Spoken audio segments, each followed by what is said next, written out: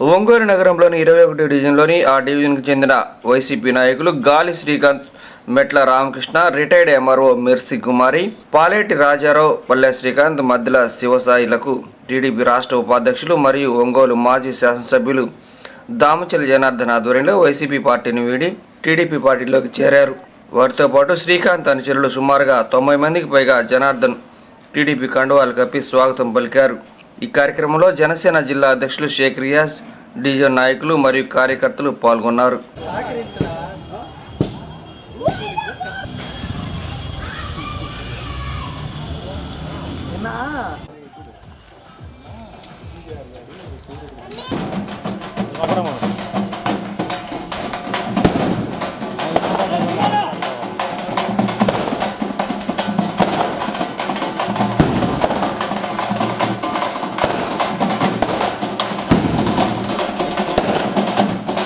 go.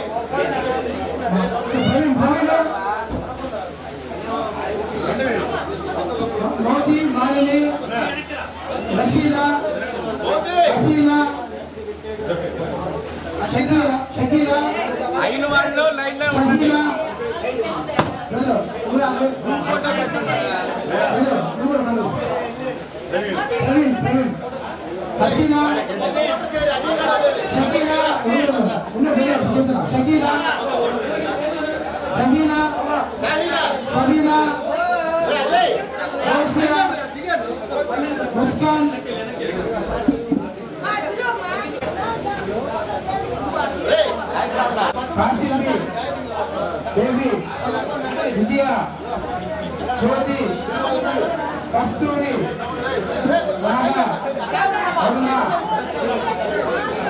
Nagamani, శర్మాధవి, Venkatesh, Anil,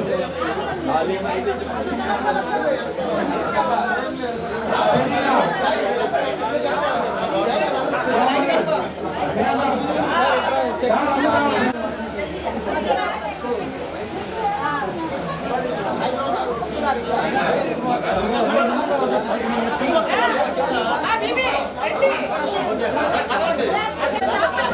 విజయ జ్యోతి కస్తూరి అరుణ Nagamani వరరాజుని T Venkatesh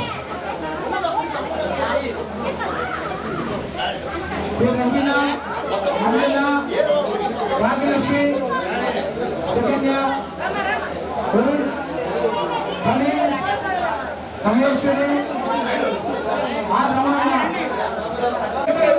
Srikanth మొత్తం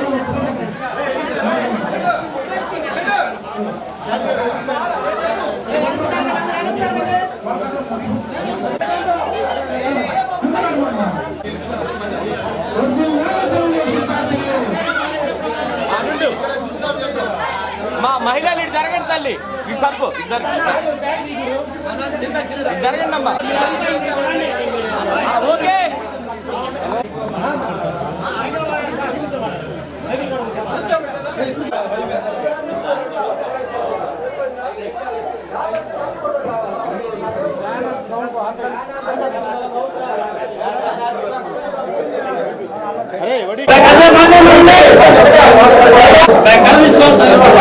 ఈరోజు 21వ డివిజన్లో దగ్గర 100 మంది కుటుంబాలు ఈరోజు తెలుగుదేశం పార్టీలోకి చేరడం జరిగింది.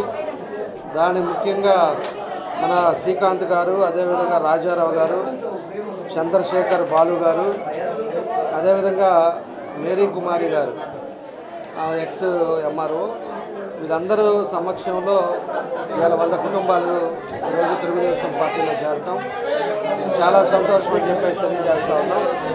రాకమ్మ వెనకాల సైలెంట్ కుటుంబాలందరికీ కూడా మనస్ఫూర్తిగా అన్ని విధాలుగా కూడా అండగా ఉంటాం. వాళ్ళు కూడా అందరూ కూడా పార్టీ కోసం రేపు ఎన్నికల్లో అందరూ కూడా తన వంతు తను కృషి చేస్తారు. తప్పకుండా 21లో మంచి మెజారిటీ ఈరోజు తీసుకొస్తామని చెప్పి కూడా ఈ సందర్భంగా తెలియజేస్తూ అందరికి కూడా మనస్ఫూర్తిగా నా అభినందనలు తెలియజేస్తూ సెలవు తీసుకుంటున్నాను. నిన్న ఏదో మాట్లాడుతా 4,500 కోట్లు తీసుకొచ్చి అభివృద్ధి చేశానని చెప్తున్నాడు. నీ మాయ మాటలు, నీ హరికథలు ఎవడు వినేవాడు లేరని కూడా నేను చెప్తా ఉన్నా. 5 ఏళ్ళు నీకు అధికారం ఇచ్చి 4 సార్లు గెలిపిస్తే నువ్వు పోయి ప్యాకాట్ ఆడుకోవటానికి, క్యాష్ను ఆడుకోవటానికి నీకు టైం ఉన్నంత ప్రజల మీద ఎప్పుడన్నా దృష్టి పెట్టావా? మేము అన్ని ఫండ్స్ తెస్తేనే 2,600 కోట్లు పనిచేశాను. నువ్వు ఏం చేసావు? 4,500 కోట్లు అని చెప్పి అబద్ధాలు చెప్తావు. పచ్చి అబద్ధాలు మాట్లాడటం, అమాయకులుగా మాట్లాడటం, లేకపోతే చీరలు వేయటం, నేను 5,000 ఇస్తా, 10,000 ఇస్తాను, అవినీతి డబ్బులు ఇవ్వటం, ఇవన్నీ కూడా ఎవరు నమ్మే పరిస్థితులు లేరు. నేను పోయినసారే చెప్పా, 3-4 నెలల ముందే చెప్పా, బాగాలేనే నీ పని అయిపోయింది. మీ కొడుకు చాలా పాపాలు చేశాడు, చాలామంది కుటుంబాలను ఇబ్బంది పెట్టాడు, చాలా వాళ్ళు ఈరోజు ఆర్థికంగా నరకం చూసే పరిస్థితులు ఉన్నాయి. వాళ్ళు చిన్న రోజుకి 500 సంపాదించుకునే వాళ్ళ జోలికి కూడా వెళ్ళాడు, డాక్టర్ల జోలికి వెళ్ళాడు, వ్యాపారస్తుల జోలికి వెళ్ళాడు, అన్నీ నీకు కూడా తెలుసు. స్థలాల జోలికి వెళ్ళారు, 2 గ్రానైట్ వాళ్ళ జోలికి వెళ్ళారు. నీ ఇష్టారాజ్యంగా దోచుకొని ఈరోజు నీ ఇష్టం రాజ్యంగా చీరలు, చొక్కా ప్యాంట్లు అమ్మితే నీకు ఓట్లేస్తారనుకుంటున్నావా? దోచుకున్న డబ్బుని ఏ విధంగా చేసావో, ఏ విధంగా ఈరోజు పంచుతున్నావో అందరికీ తెలుసు. అభివృద్ధి అనేది ఏం చేసావో 4,500 కోట్లు అంటున్నావు కదా, పేపర్ పెట్టు. నేను ఇంటింటికి నేను బుక్లెట్ ఇస్తున్నాను. రేపు నేను ఏం చేశాను, ఏ డివిజన్కి ఏ రోడ్డు వేసానో కూడా నేను బుక్లెట్ ఇస్తున్నా. ఈ 5 సంవత్సరాల్లో నువ్వేం చేసావో నువ్వు కూడా పాంప్లెట్ బుక్లెట్ అయ్యి ఒక్కో డివిజన్కి 5 కోట్లు 6 కోట్లు పని చేస్తే ఒక్క డివిజన్లో ఒక్క పని చేయాలి. మళ్ళీ 4 కోట్లు చేశాను, 5 కోట్లు చేశాను ఎలా చెప్తారో నాకు అర్థం కావట్లా. చెప్పేటప్పుడు కూడా వయసు కన్నా నువ్వు ఆలోచన ఉండాలి. నిన్ను అన్నిసార్లు గెలిపించిన ఈ ప్రజలకి ఇంకా అబద్ధాలు చెప్తా పోతావు, ఇంకా నాకు అదే అర్థం కాదు. ఒక్కసారి అవకాశం సరే నేను ఇప్పుడు దాకా చేయలేదు, నేను ఈ 5 సంవత్సరాల్లో ఖచ్చితంగా చేస్తాను ఆ మాట చెప్పు, ఇబ్బంది ఉండదు. నేను ఎక్కడికి పోను, గోవాలకి శ్రీలంకలకి నేను ఎక్కడికి పోను, నేను ఏడే అందుబాటులో ఉండేసి ఈసారన్నా పనిచేస్తాను అని చెప్పు. అంతేగాని 5,000 కోట్లు చేశాను, 4,500 కోట్లు పనిచేశానని మాయ మాటలు చెప్తే దాన్ని ఎవరు నమ్మే పరిస్థితులు లేరు. నువ్వు కూడా ఇంటింట్లోకి రేపు బుక్ ఇస్తావో పాంప్లెట్ ఇస్తావో నువ్వేం పనులు చేసావో చెయ్యి. అసలు పని చేయకుండానే రాళ్ళు వేసుకొని దాన్ని కూడా నీ జమాలా వేసుకోవటం కాదు. ఎక్కడ పడితే అక్కడ రాళ్ళు వేసాడు. ఏది అదేమంటే అది గుణార్థం చేయటం, దానికి ఏదో పూర్తి అయిపోయినట్టు ఇప్పుడు ఆఖరి ఒక నెల వారం రోజుల ముందు గుణార్థం చేసేది కాదు. పని పూర్తి చేసి ఇదిగో ఈ బిల్డింగ్ నేను కట్టాను అనాలి. అంబేద్కర్ భవన్ నేను కట్టా, ఈ కాలనీలో ఎన్టీఆర్ కళాక్షేత్రం నేను చేశా, నేను గర్వంగా చెప్తా. రోడ్లు చేశాం, డ్రింకింగ్ వాటర్ ఇచ్చాను, అదేవిధంగా దేవుడి చెరువు పార్క్ చేశాను. ఈ డివిజన్లో చేసి నేను ఘంటాపరంగా చెప్తున్నా. నువ్వు రాయేసుకున్నావుగా అంబేద్కర్ భవన్ నువ్వు చేసావని చెప్పు ప్రజలకి. నువ్వు డబ్బు తీసుకొచ్చి అంబేద్కర్ భవన్ చేశానని చెప్పు, నీకు దమ్ముంటే. ఎందుకు మాయ మాటలు, అబద్ధాలు? ఒక్క అవకాశం ఏంటి, నా వయసు అయిపోయిందని చెప్పుకో. జనాలకి సానుభూతి ఉంటే ఓట్లు వేస్తారు.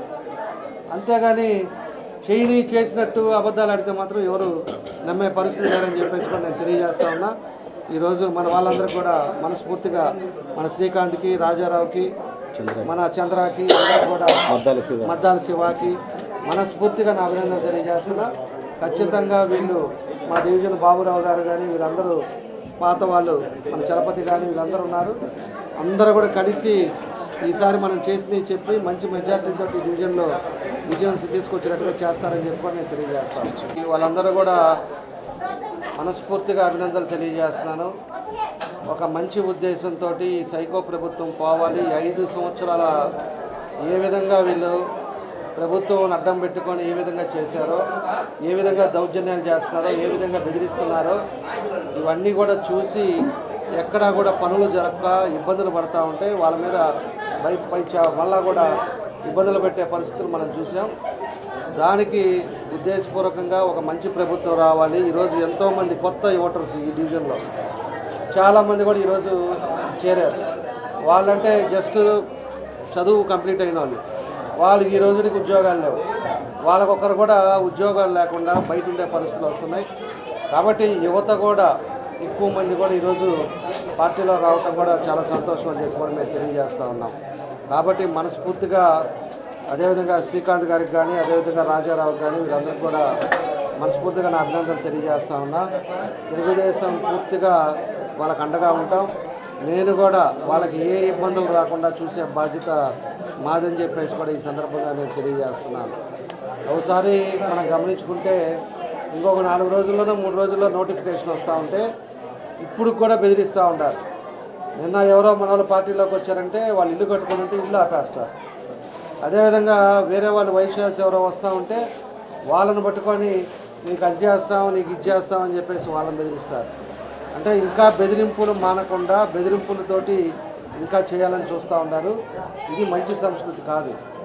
ఏదైనా కూడా ఎన్నికలు వచ్చినప్పుడు నీకు 5 సంవత్సరాలు అవకాశాలు ఇచ్చినప్పుడు మనం ఏం చేసాము, ఇక్కడ ఉండే వాళ్ళకి ఏదైతే మనం చేయాల్సిన బాధ్యత ఉందో దాన్ని చేయకుండా ఇష్టారాజ్యంగా తిరిగి లాస్ట్లో వచ్చేసి మళ్ళీ బెదిరింపులు చేస్తే ఈరోజు ఎవరు భయపడేవారు ఎవరు లేరని చెప్పి నేను తెలియజేస్తూ ఉన్నాను. ఈరోజు ఇంతమంది యువతను ఏం ఆపగలుగుతారు? మీరు అదేమంటే ఇంటికి వచ్చేసి మిమ్మల్ని లేకపోతే కేసులు పెడతాం అది ఇదని చెప్పేసి బెదిరించినా కూడా ఏమీ జరగదని చెప్పేసి కూడా ఈ సందర్భంగా తెలియజేస్తున్నాం. ఎవరినైనా కూడా ఇంకోసారి బెదిరిస్తే ఎవడైతే ఈ పోలీసు వారు బెదిరించారో నేరుగా స్టేషన్కి వెళ్ళి ఎందుకు వస్తున్నారో వాళ్ళకేం సంబంధమో ఈ అధికారులు కూడా అడిగే పరిస్థితులు కూడా ముందు మేము చేస్తామని చెప్పి కూడా మేము తెలియజేస్తూ ఉన్నాం. కాబట్టి ఈ డివిజన్కి వచ్చేకి దగ్గర 1,30,00,000 పనిచేసాం. సన్న రోడ్లు ఇబ్బంది ఉండే దగ్గర, మంచినీళ్ళు రాని దగ్గర పైప్ లైన్లు వేసాం. అదేవిధంగా సన్న రోడ్లు కూడా ఏవైతే పెండింగ్లు ఉన్నాయో అవన్నీ కూడా కంప్లీట్ చేసాం. ఇవన్నీ కూడా డెవలప్మెంట్ చేసాం. పోయినసారి ఒక్క అవకాశం అని చెప్పి ఆ సైకో జగన్ రెడ్డి చెప్పిన మాటలు విని జనాలు మోసపోయారు. ఈరోజు చేసిన ఏంటి అనేది ఇప్పుడు 5 సంవత్సరాలు వీళ్ళు ఏం చేశారనేది కూడా పూర్తిగా ప్రజలు అర్థం చేసుకున్నారు. కాబట్టి ఎక్కడికి పోయినా కూడా ప్రజలు కూడా అభివృద్ధి కావాలి, అదేవిధంగా యువతకు ఉద్యోగాలు కావాలి, ఏదైతే పెండింగ్లు ఉన్నాయో అవన్నీ చేయాలనేది కూడా మనకు కావాల్సిన అవసరాలు ఉన్నాయి. ఈ డివిజన్లో ఎన్టీఆర్ కళాక్షేత్రం కానీ అదేవిధంగా అంబేద్కర్ భవన్, ఇక్కడ ఉండే అంబేద్కర్ భవన్ కానీ అంబేద్కర్ భవన్ ఓపెన్ చేసుకొని రాయేసుకుంటే అవ్వదు. 3.5 కోట్లు పెట్టి అంబేద్కర్ భవన్ మేము కట్టిన తర్వాత వచ్చి రాయేసుకొని అంబేద్కర్ భవన్ నువ్వు కట్టావు అనుకుంటే అది ప్రజలందరికీ కూడా తెలుసు అని చెప్పేసి తెలియజేస్తున్నాం. అదేవిధంగా దేవుడి చెరువు పార్కు ఏ విధంగా ఉండేది ఇదివరకు, ఇప్పుడు ఎట్లా ఉంది, ఒకసారి ఇవన్నీ కూడా గమనించుకోవాల్సిన అవసరాలు ఉన్నాయి. దానికి ఏదైతే ఉన్నాయో దాన్ని అన్నీ కూడా మనం చేసిన పాతవి కూడా అన్నీ కూడా ఉన్నాయని చెప్పేసి ఇవన్నీ కూడా చేసాం. కాబట్టి ఈ డివిజన్లో కూడా మన వాళ్ళు ఎవరైతే ఈరోజు పార్టీలోకి వచ్చారో వాళ్ళందరికీ కూడా మనస్ఫూర్తిగా స్వాగతం పలుకుతా ఉన్నా. అదేవిధంగా ఇంకో విషయం కూడా, పట్టాలు అన్నీ కూడా దొంగ పట్టాలు, ఫేక్ పట్టాలు ఇస్తున్నాడు. ఆ పట్టాలను కూడా ఎవరు నమ్మద్దు. ప్రజలకు ఒకటే నేను తెలియజేస్తున్నా, బెనిఫిషియర్స్ ఎవరైతే నిజంగా పేదవాడు ఉన్నాడో అతనికి దొరకట్లా. ఎవరికో ఈ కార్పొరేటర్లకి, తొత్తులకి, వైఎస్ఆర్ వాళ్ళకి, ఆల్రెడీ ఇల్లు ఉండే వాళ్ళకి, ఆల్రెడీ గవర్నమెంట్ ఉద్యోగం చేసే వాళ్ళకి, అదేవిధంగా వేరే దగ్గర అలాట్మెంట్ అయిన టిట్కోల్ అలాట్మెంట్ అయిన 2000 మందికి వాళ్ళకి మళ్ళీ ఇయటం, ఇట్లా రాజకీయం అడ్డం పెట్టుకొని, ఎలక్షన్ కోసం అడ్డం పెట్టుకొని ఈరోజు కొంతమందికి వాళ్ళకే ఇచ్చేసి అదేదో ఆయన సొంత డబ్బులు ఇస్తున్నట్టు ఈరోజు చేయటం కూడా జరుగుతూ ఉంది. దీన్ని ఎవరు కూడా నమ్మాల్సిన అవసరం లే. ఈరోజు ఆ పట్టాలు కూడా రేపు వెరిఫికేషన్ చేపిస్తాం. అర్హులు ఉండే వాళ్ళకి ఎవరైతే అన్నీ ఉండి కావాలని ఇచ్చారో వాళ్ళన్నీ కూడా క్యాన్సిల్ చేసి అర్హులు ఉండే వాళ్ళకే రేపు మన ప్రభుత్వం వస్తే ఇస్తామని చెప్పి కూడా నేను ఈ సందర్భంగా మీ అందరూ కూడా తెలియజేస్తున్నాం. అది 2 సెంట్లు ఇస్తాం, 1 సెంటు భూమి కాదు, 2 సెంట్లు ఇస్తాం. టిట్కోలో ఎవరైతే డబ్బులు కట్టారో వాళ్ళందరూ కూడా టిట్కో హౌసెస్ కూడా వాళ్ళకి అలాట్ చేస్తామని చెప్పి, వాళ్ళకి 80% కంప్లీట్ అయింది, మిగతాది కంప్లీట్ చేసి వాళ్ళకి కూడా ఇస్తామని నేను తెలియజేస్తాను. ప్రజలు కూడా ఎన్నికలప్పుడు ఏదైతే మోసం చేస్తున్నారో అవి మాత్రం మీరు నమ్మద్దు. వాళ్ళు చీరలు ఇస్తారు, అదేవిధంగా షర్టు ప్యాంటు ఇస్తారు. అవన్నీ కూడా 200 చీరలు మీకు జీవితకాలం ఉండదు. అవన్నీ కూడా గుర్తుపెట్టుకోండి. చీరలకి వాటికి అన్నీ కూడా మీరు పడిపోవద్దు. ఏది మంచి చెడు అనేది ప్రజలు కూడా అందరూ కూడా ఆలోచించుకొని ఒక మంచి నిర్ణయం తీసుకోవాలని చెప్పి కూడా ఈ సందర్భంగా ప్రజలందరూ కూడా కోరుకుంటా ఉన్నా. కాబట్టి ఏదైతే ఇంకా ఆగినాయో అవన్నీ కూడా రేపు అభివృద్ధి కార్యక్రమాలు కూడా మేము చేస్తాం. మా యువత ఈరోజు ఫస్ట్ ఓటు వేసే వాళ్ళందరికీ కూడా నేను ఒకటే చెప్పేది, మీ భవిష్యత్తు దీని మీద ఆధారపడి ఉంది. నేను కాలేజెస్లో కూడా చెప్పాను స్టూడెంట్స్కి, భవిష్యత్తు రేపు అనేది మంచి చెడు ఆలోచించుకోండి. ఈరోజు తెలుగుదేశం పార్టీ అధికారంలో అప్పుడు చంద్రబాబు నాయుడు గారు ఉండేటప్పుడే ప్రపంచంలో కంటే అన్ని దేశాలలో కూడా మన వాళ్ళు తెలుగు వాళ్ళు పోయి ఈరోజు ఉద్యోగాలు చేస్తున్నారంటే అది తెలుగుదేశం పార్టీలో ఆ రోజు ఐటీ రంగాన్ని తీసుకురావటం వల్ల ఇవన్నీ కూడా జరిగినాయి. ఇవన్నీ కూడా యువత బాగుండాలన్నా, కుటుంబం బాగుండాలన్నా, పరిస్థితులు బాగుండాలన్నా, ఏది చేయాలన్నా కూడా మంచి పరిపాలనా విధానం ఉండాలి. మంచి పరిపాలన అంటే ఒక సమర్థవంతమైన నాయకుడు ఉండాలి. ఇట్టా ఫ్యాక్షనిస్టు 16 కేసుల్లో ముద్దాయి 43,000 కోట్ల ఈడీ కేసెస్ జరిగే ఇలాంటి అన్ని మళ్ళా కూడా మీరు కానీ తప్పుడు నిర్ణయాలు తీసుకున్నారంటే చాలా ఇబ్బందులు పడే పరిస్థితులు వస్తాయని చెప్పి కూడా మీ ద్వారా ప్రజలకు కూడా తెలియజేస్తా ఉన్నా. ఈరోజు మనస్ఫూర్తిగా మన వాళ్ళు, మన లాయర్ శ్రీకాంత్కి, అదేవిధంగా మన రాజారావుకి, చంద్రశేఖర్కి, ప్రవీణ్కి, అడ్వకేట్ దీపలత మేడం అడ్వకేట్కి అందరూ కూడా మనస్ఫూర్తిగా నా అభినందనలు, ధన్యవాదాలు. అంత యూత్, అంత డిగ్రీ అయిపోయిన వాళ్ళు వాళ్ళ భవిష్యత్తు బాగుండాలంటే ఇలా జులాయిగా తిరగకుండా అంతా ఒక క్రమబద్ధంగా, ఒక లయబద్ధంగా, ఒక సిస్టమేటిక్ ఉండాలంటే మన టీడీపీ గవర్నమెంట్ వస్తేనే మనకి మంచి భవిష్యత్తు ఉంటుంది, మనకి ఇండస్ట్రీస్ వస్తాయి. గడిచిన కాలంలో 5 ఏళ్లలో ఎక్కడ కూడా మన రాష్ట్రంలో కానీ ఒక కొత్త ఇండస్ట్రీ వచ్చింది లేదు. 2014లో చంద్రబాబు నాయుడు గారు పెట్టిన ఇండస్ట్రీస్ ఏదైతే ఉందో యువతంతా ఇక్కడ నుంచి ఇంకో ఊరికి వెళ్ళిపోతున్నాయి. వాళ్ళకి పిల్లలు వెళ్ళిపోతున్నారని చెప్పి తల్లిదండ్రులు కోత. నేను మళ్ళీ కొత్త ఓటర్స్ కూడా చెప్తున్నాను, మీరు ఉద్యోగం కావాలంటే మనకి టీడీపీకి వేసుకోవాలా, టీడీపీ వేయాలంటే మన జనార్దనాన్ని నెగ్గించుకోవాలా. మన జనార్దనాన్ని నెగ్గాడంటే అక్కడ మనకి చంద్రబాబు ముఖ్యమంత్రి అయిపోయినట్టే. మీ భవిష్యత్తు కోసం మీరు ఆలోచించుకోండి. ఇంటికి వెళ్ళి ఒకసారి నిద్రపోయేటప్పుడు మీరు అందరూ ఆలోచించుకోండి, మన జీవితం ఎడిపోతుందా అనేది. మనకున్న టైం కూడా చాలా తక్కువ, చాలా లిమిటెడ్ పీరియడ్ ఉంది. ఒక గట్టిగా చూసుకుంటే 45 రోజులు కూడా లేవు. ఈ 45 రోజుల్లో మీరందరూ కూడా టీడీపీ పార్టీకి, జనసేనతో అందరూ కలుపుకొని మనం కొత్త ఏర్పడేటువంటి రాష్ట్రానికి మన కొత్త ఓటర్స్ మీరు ఎవరైతే ఉన్నారో మీరందరూ ఓటేసి జనార్దనాన్ని మంచి భారీ మెజార్టీతో నెగ్గించాలని చెప్పి నేను కోరుకుంటున్నాను. Thank you. ఈరోజు 21వ డివిజను గాలి శ్రీకాంత్ గారు, అలాగే పాలేటి రాజారావు గారు, చంద్రశేఖర్ గారు, మేరీ కుమారి గారు, వాళ్ళ కుటుంబ సభ్యులు, అలాగే వారితో ఉన్నటువంటి మిత్రబృందం అనుచరులందరూ కూడా తెలుగుదేశం పార్టీలో చేరటం, ఒంగోలు శాసనసభ అభ్యర్థి అయినటువంటి దామచర్ల జనార్దన్ గారి గెలుపు కృషి చేయటం చాలా అభినందించదగ్గ విషయం. ఎందుకంటే ముఖ్యంగా ఒంగోలు అసెంబ్లీలో ఎక్కడ అభివృద్ధి లేక ఈ మధ్యకాలం మనం చూసాం, భూ కబ్జాలు ఎక్కువైపోయినాయి, ప్రజలకి రక్షణ లేకుండా అయిపోయింది. కానీ ఇక్కడ ఉన్నటువంటి శాసనసభ్యుడు పెద్ద మనిషి, నేను సిట్ ఏర్పాటు చేశాను, నా వల్లే సిట్ ఏర్పడింది అన్నాడు. ఇది అందరూ ప్రజలు గమనించాలి, ప్రజలందరూ కూడా ఆలోచించాలి. మరి ఆ సిట్ ఈరోజు ఏమైంది? సిట్ అసలు ఉందా అని మేము అడుగుతున్నాం. మరి అన్యాయానికి గురైనటువంటి ప్రజలు, భూ కబ్జాలు, వాళ్ళ సొంత భూములు పోయినటువంటి ప్రజలకి మీరు ఎంతవరకు న్యాయం చేశారనేది ప్రజలకు ఏమన్నా చెప్పగలరా? మరి మీ దగ్గర సమాధానాలు లేవు. స్వయాన మీ అనుచరులు భూ కబ్జాలకి పాల్పడుతుంటే వారి కొమ్ము కాయటానికి మీరు తెర వెనుక నాటకంకి తెరలేపారు.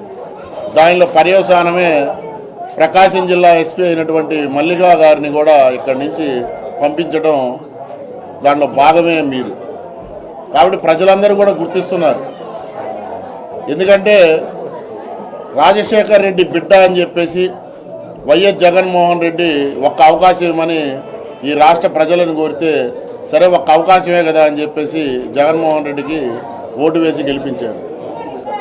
దాని పర్యవసానాలు ఎలా ఉన్నాయో మీరు అందరూ కూడా చూశారు. కర్మ ఫలితం అంటే అదే. రాష్ట్రంలో ఉన్నటువంటి ప్రజలందరూ కూడా, అంటే ఒక వర్గం అంటూ లేదు, ఒక కులం అంటూ లేదు, ఒక మతం అంటూ లేదు, అందరూ కూడా నాశనం అయిపోయినటువంటి ప్రభుత్వం ఏదైనా ఉందంటే అది వైఎస్ఆర్సీపీ ప్రభుత్వం.